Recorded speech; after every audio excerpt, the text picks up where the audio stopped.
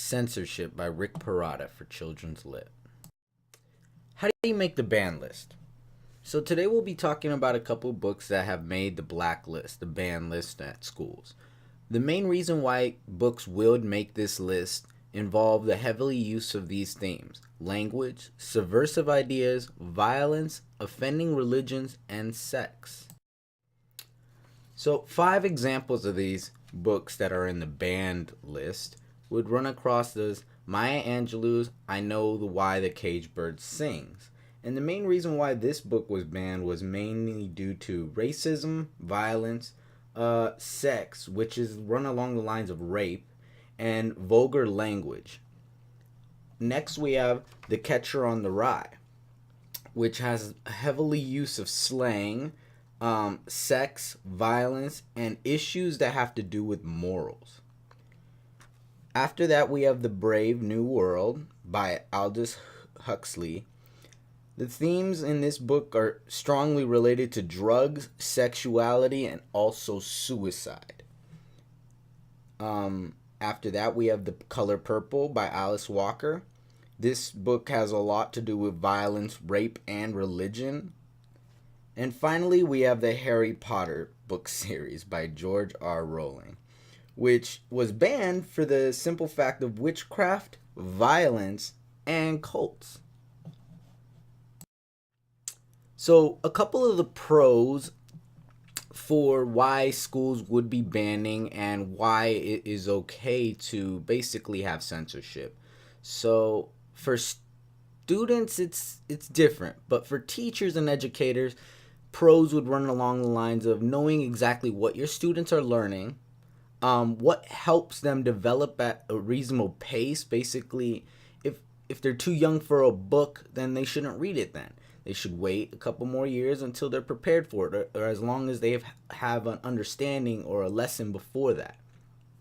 Also, parents don't become offended in the fact that you're involving certain lessons that they would probably not want their children to learn yet.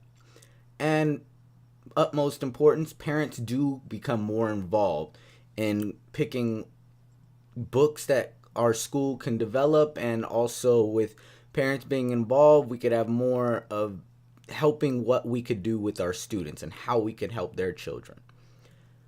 On the contrary, we have the cons. So there are a couple cons, mainly stunts creativity. So most ideas and creativity and imagination come from outside of the source, outside of the different box in the realm. And if we're stuck with the same ideas, we're never going to have anything different, and nothing will ever change. So after that, we have a cloud of parental opinions. This is a big con because most of the time parents don't want certain books in the school specifically for personal reasons or beliefs or anything that just doesn't seem to fit in their agenda, which stunts the growth of the child, because in the end of the day, they will have to learn it one way or another. And just like Bumley said, the child is the one that loses the most. And the final con would be the loss of great classic reads. Most of the books that are on these banned lists are cult classics, books that I've read, books that we have grown up with, books that have taught us different morals, different beliefs, different outreach, and different outlooks in life. And without them, our students will be subjugated to the same thing and never learn outside the box. So the dangers of censorship. Well, there are many possible dangers when it comes to censorship. Parents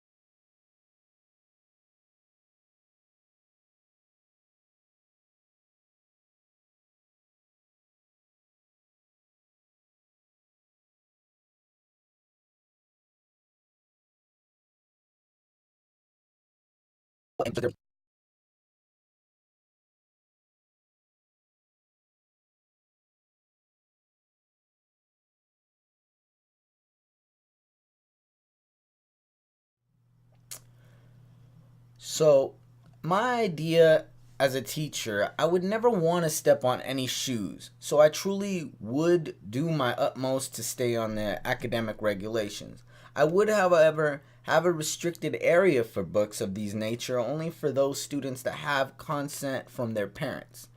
Some of these books would include Harry Potter, Captain Underpants, and so on, many more books I had the opportunity of reading while I was growing up. I feel that this is important because it doesn't